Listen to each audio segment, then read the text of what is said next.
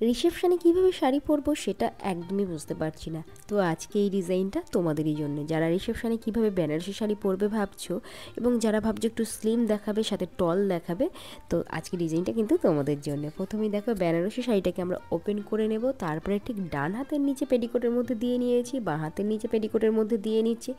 Extra কাপড়টা মিডিলে পেটিকোটের মধ্যে খুব ভালো করে দিয়ে নেব।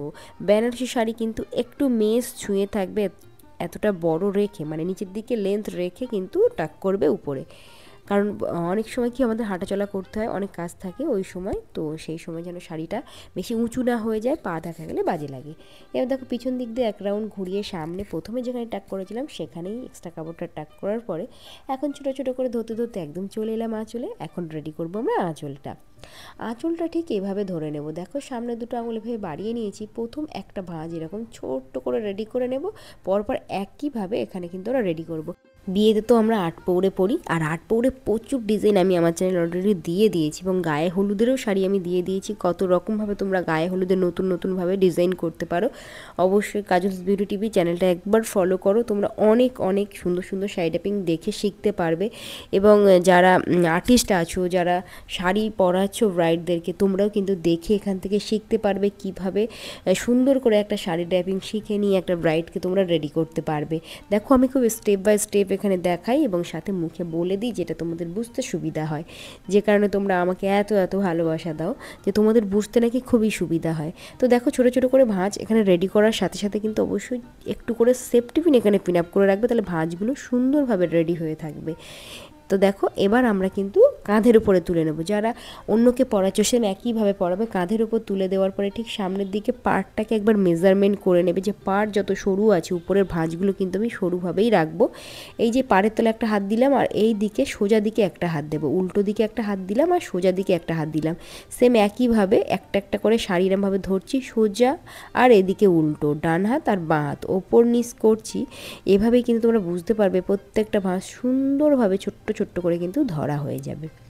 অনেকেই আছো আঁচল একদম রেডি করতে পারো না, তোমরা এভাবে টিপসগুলো ফলো করো, খুব সহজেই কিন্তু আঁচলটা রেডি করে নিতে পারবে। আঁচল রেডি হয়ে যাওয়া মানে শাড়ির কিন্তু 50% তোমরা রেডি করে নিয়েছো।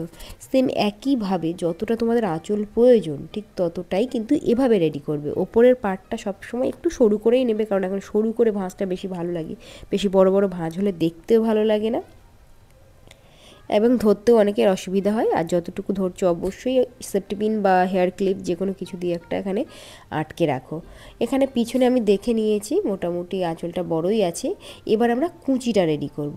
কুঁচিটা আমি ডান হাত দিয়ে করছি। ডান হাতের ক্ষেত্রে প্রথম ভাঁজটা একটু বড় নেবে, ডান হাতে কুঁচি করলে প্রথম ভাঁজটা একটু বড় নেবে, তারপর থেকে তোমরা তোমাদের প্রয়োজন মতো ভাঁজ নিয়ে নেবে, ঠিক আছে। একদম এখানে যতটুকু কুঁচি হচ্ছে ততটাই কুঁচি এখানে রেডি করে নাও, বেশি ছেড়ে রাখতে হবে না এদিকে, কারণ আজকে আমরা আর্ট ফোর স্টাইলে পড়ছি না। মিনিমাম সামান্য একটু এখানে ছেড়ে রাখবে। তারপরে ভালো করে হালকা হাতে একটু নাড়িয়ে নাও।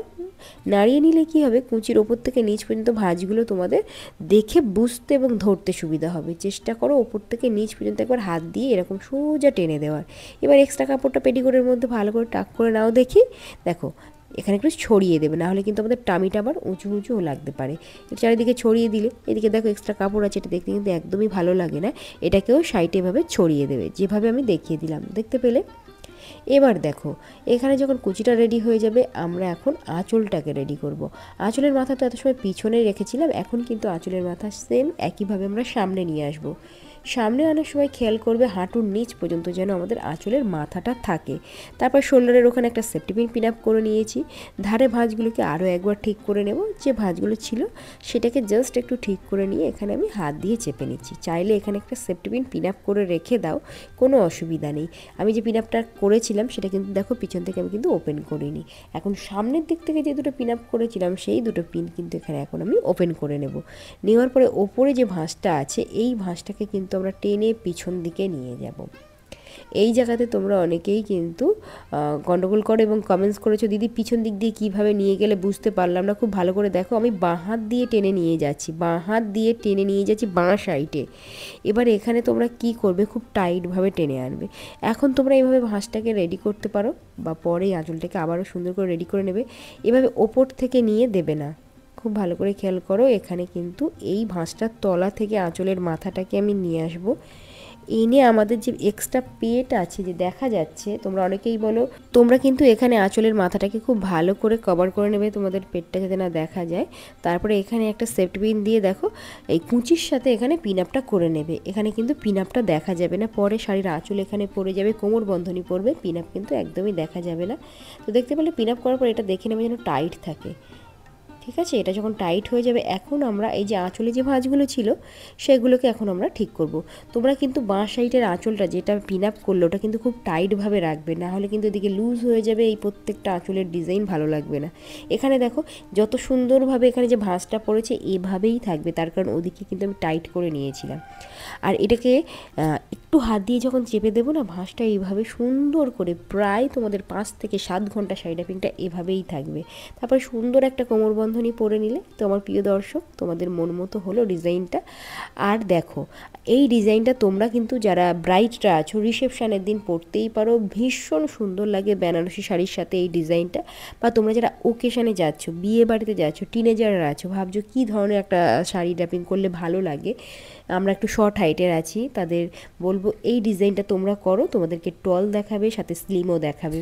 তোমার প্রিয় দর্শক আমার চ্যানেলে প্রচুর প্রচুর শাড়ি রাপিং কিন্তু দিয়ে দিয়েছি, কাজলস বিউটি টিভিতে অবশ্যই ফলো রাখো আর চ্যানেলটিকে সাবস্ক্রাইব করে রাখো, তাহলে নতুন নতুন আরও ভিডিও কিন্তু আসতে চলেছে।